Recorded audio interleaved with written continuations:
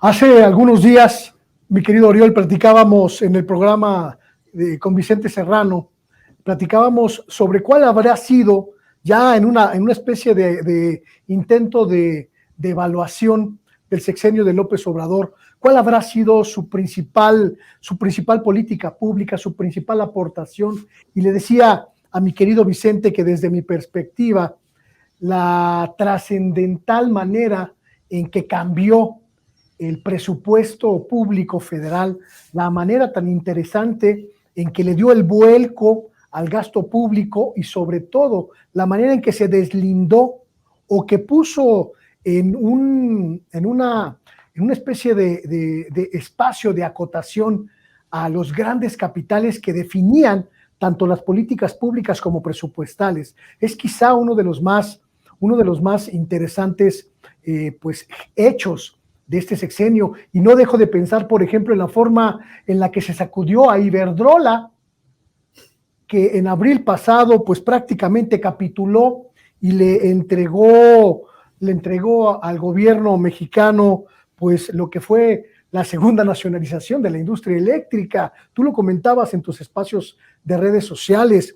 Esto fue un hecho sin precedentes porque marcó el fin de la era en que el gran capital internacional, específicamente español en este caso, pues tenía derecho de picaporte, pero además derecho de imponer políticas públicas en nuestro país. Bueno, yo no diría ni siquiera derecho de picaporte, derecho de gritos, abusos y portazos. En una entrevista muy reciente con un alto funcionario de CFE, cuyo nombre no puedo decir porque a partir del 4 de abril, tras el acuerdo entre Iberdrola y el gobierno mexicano, hay esas cláusulas de confidencialidad. Mientras dure el proceso hasta que termine, que le faltan unos meses, pues nadie puede hablar del tema, pero en una entrevista previa, apenas 15 días antes, me decía: en Iberdrola en CFE era conocida como la empresa de los portazos. Entraban a gritos y portazos dando órdenes a los altos funcionarios y a cualquier pequeño trabajador en CFE. Era su línea, ¿por qué? Porque tenían el control directo, la vertical del presidente, digamos, al secretaria de Energía, digamos, llegando a los comisionados de la Comisión Reguladora de Energía. Por tanto, de otra forma, tenían el control absoluto, tomaban el teléfono y daban órdenes. Dieron órdenes 25 años. Empezaron con Elías Ayub, el director general de CFE del 99 al 2011, que fue el primer gran contratista amigo y que recordemos que terminó de consejero independiente de Avangrid.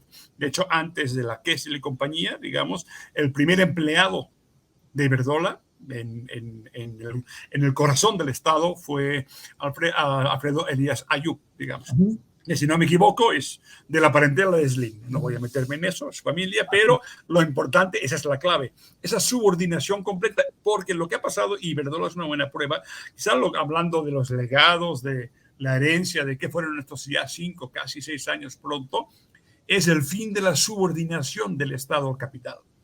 Eso parecerá algo así muy ampuloso, pero esa ha sido la regla del neoliberalismo en todo el mundo. La regla era que el Estado se subordinara, garantizara, avalara los negocios privados, o bien privatizando directamente, como se hizo, bueno, en México a gran escala, la banca, teléfonos, trenes, todo lo que se entregó, y si no, financiando, digamos, al estilo CFE, es decir, se le daban créditos, digamos, financiados por la banca de desarrollo a Iberdrola para que construyera las centrales de ciclo combinado que hubiera podido construir la Comisión Federal de Electricidad, y se le garantizaba unos contratos a 20 o 30 años de compra obligada de electricidad, digamos, por parte de la Comisión Federal de Electricidad.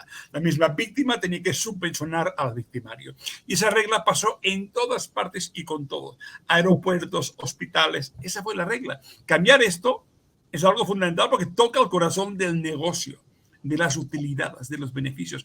No hay beneficios que no los avale el Estado en todo el mundo. El mayor beneficio es el beneficio que está garantizado por los gobiernos y sus bancos de desarrollo o sus esquemas de financiamiento. Cambiar esto, hacerlo al revés, que la banca de desarrollo, que digamos, que los fondos de la Secretaría de Hacienda se inviertan no para apoyar al privado, sino para comprarle y retornar el control del Estado sobre la energía eléctrica, eso sí es un cambio histórico. No es la norma, no se hace. Llevamos demasiados años, décadas, ya desde que éramos niños prácticamente, que la regla no fue solo privatizar, fue entregar a través de financiamiento público o estatal, de esquemas de subvención permanente, directa o indirecta.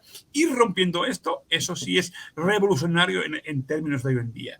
Que la transición energética no la hagan los privados, sino que se haga en Puerto Peñasco. Si la haga el Estado, eso sí es novedoso, porque la idea siempre ha sido lo misma, entregar a los privados, insisto, y la mejor forma de entregarlos, como tenía Iberdrola, contratos de largo plazo, donde tenía garantizado y encima hasta vendía energía bajo mano a privados sin que pasara nada, porque los amigos de la comisión no veían nada, todo el mundo se hacía sordo y nadie veía nada. Es un cambio histórico, es fundamental porque no fue la regla, insisto, no solo México, en todo el mundo. Hay muchos países, algunas izquierdas moderadas o demasiado rosas, que no han hecho esto ni por asomo. Y empezó, por cierto, con el fin del Seguro Popular. El Seguro Popular era ese esquema, entregar a privados básicamente. La gente no lo sabía, pero eso, digamos, la factura se le pasaba a la Secretaría, digamos, de Salud Pública, porque los privados hacían la gestión, hacían la radiografía, hacían la consulta y esto lo pagaba el Estado. A fin de cuentas, al final, si uno sigue así, pues se rompe, se quiebra el sistema de salud pública. Esa regla que pasó en todas partes. Y lo que ha ido haciendo Obrador realmente, en todas partes, en todas las secretarías, en todos los esquemas, es evitar destruir o volatilizar esos esquemas. Como tenía el caso máximo, obvio, por el nivel, digamos, es el de Iberdrola. Y está clarísimo. O cuando descubrió, obviamente, a través de la tesorería, que la tesorería de México, digamos, entrega a los bancos privados el control de sus nóminas.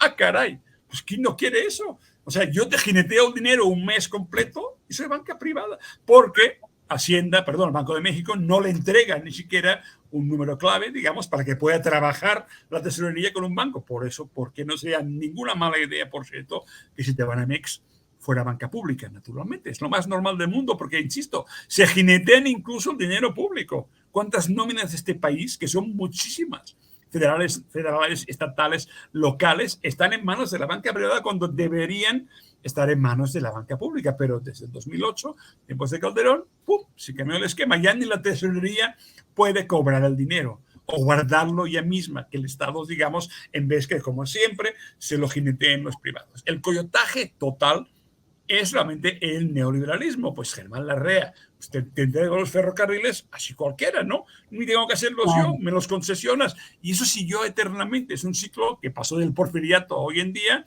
pero destruir esto, que apenas se está erosionando, porque esta gente obviamente tiene un poder inmenso. El poder concesionado, entregado y subvencionado no se devuelve casi, sino a madrazos prácticamente.